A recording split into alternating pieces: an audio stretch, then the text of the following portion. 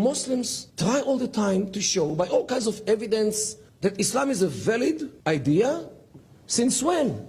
Jerusalem is theirs. Was there even one day in history when any Arab or Muslim king reigned from Jerusalem? Our story of the religious roots of the Israeli-Palestinian dispute, the story starts sometime around the year of 610 CE, when a person named Muhammad bin Abdullah in Mecca started preaching to his tribe, Quraysh, in his town, trying to sell them a new religion named Islam. However, the stories, the legends, the rules, and the ideas which he brings them remind them very well of Jews and Christians. So they accuse him for recycling the legends of the first ones. Asatir al-awwalin means the Jews and the Christians. What do you tell us about Noah and the ark? What do you tell us about Abraham and Ishmael? About Joseph and that lady in Egypt? All these stories we know already. And if you read the Quran, you can see it very well. From the very beginning of Islam, Islam was under question mark whether it is a real religion or no more than a copy of Judaism and Christianity. And if you read the Quran, you actually have a very deep feeling of polemics, which Muhammad was actually arguing. Yas'alunaka means they ask you or they give you a hard time by questioning you about this. Answer them, tell them such and such. It repeats itself in the Quran many times. Means the Quran echoes the fact that Muhammad was in a polemic all his life, trying to establish the idea that Islam is a valid idea. Another way how to establish the idea that Islam is a valid religion was to undermine the validity of Judaism and Christianity. By undermining the validity of those former religions, the only religion which will remain will be Islam. And it is actually embedded in the Quran, in the verse which says, Inna dina indallah al-Islam, means religion at Allah's is, in brackets, only Islam. Means Judaism and Christianity are void. So this is actually the main idea, I think, until this very day, where Muslims try all the time to show by all kinds of evidence that Islam is a valid idea, while the others, Judaism and Christianity, are not existing anymore. Islam, according to this view, came to the world not to live side by side with Christianity and Judaism. It came to the world rather to replace them and to build itself with the ruins of Judaism and Christianity, using the ideas of monotheism, using the people who were part of Judaism and Christianity. This is why Abraham and Isaac and Jacob and David and Solomon and Jesus were all Muslims, because Judaism and Christianity are cancelled retroactively. So all those who believed ever in one single God, what else would they be if not Muslims? And of course, King Solomon built a mosque in Jerusalem, according to this rewriting of history, according to the Islamic view.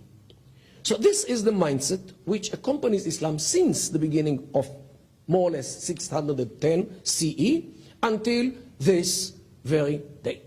This is why they object any digging in the Temple Mount, lest Jews might find a proof that Judaism was there or is there before Islam. Their view to building in Jerusalem is something which is unique to Muslims. Why?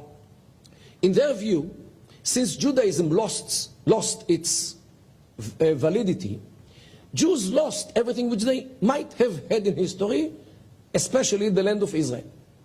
So some road accidents happened during the last century.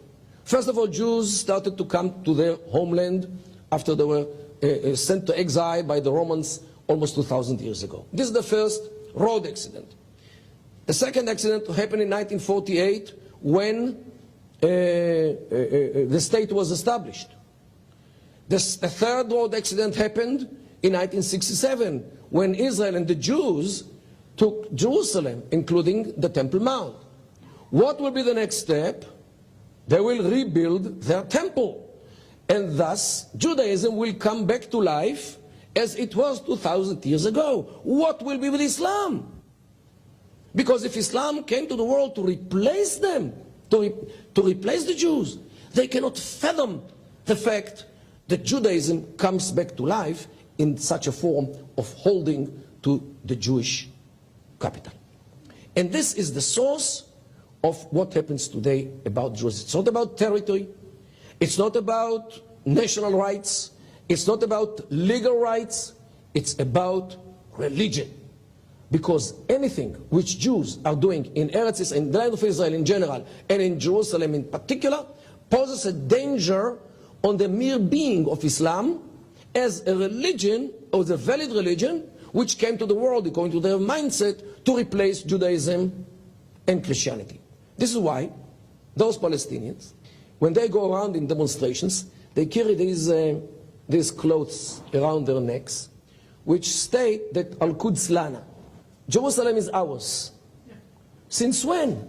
Jerusalem is theirs. Was there even one day in history when Jerusalem was the place of any caliph or emir or sultan or any Arab or Muslim king who reigned from Jerusalem? Not even one single day. On the opposite, the capital of Jund Palestine, means the district of Palestine, since the Islamic occupation of 638, was the city of Ramla, 30 miles to the west from Jerusalem. So since when do they claim that Jerusalem should be the capital of the Palestinian state, which don't see it? However, not only this, even the Mufti of Jerusalem in 1930, but it has former versions, published this book. This is the original. A brief guide to Al-Haram al-Sharif, Jerusalem. I have it online, but I will read one sentence, which he writes in this, and this is clear English. He says this: its identity, means the Haram, this place, its identity with the site of Solomon's temple is beyond dispute. This too is the spot, according to the universal belief on which, and here he quotes a verse from 2 Samuel, David built an altar unto the Lord and offered burnt offerings and peace offerings. This was published in 1930. This is the original. In 1930, they didn't see the dangers yet or the road accidents yet. Today, they claim that Jews were never in Jerusalem. There was never a haikal, means a temple. And the connection between Jews and Jerusalem is a Zionist concoction when the Zionists wrote the Bible after 1948. This is the discourse. And go now, try to prove that there are translations of the Bible from the 3rd century BCE. The Septuaginta, for example, or the Vulgata to Latin from the 1st century. Okay? So they don't let facts disrupt their religious theories. And this is what we have to face today. The religion and nothing but.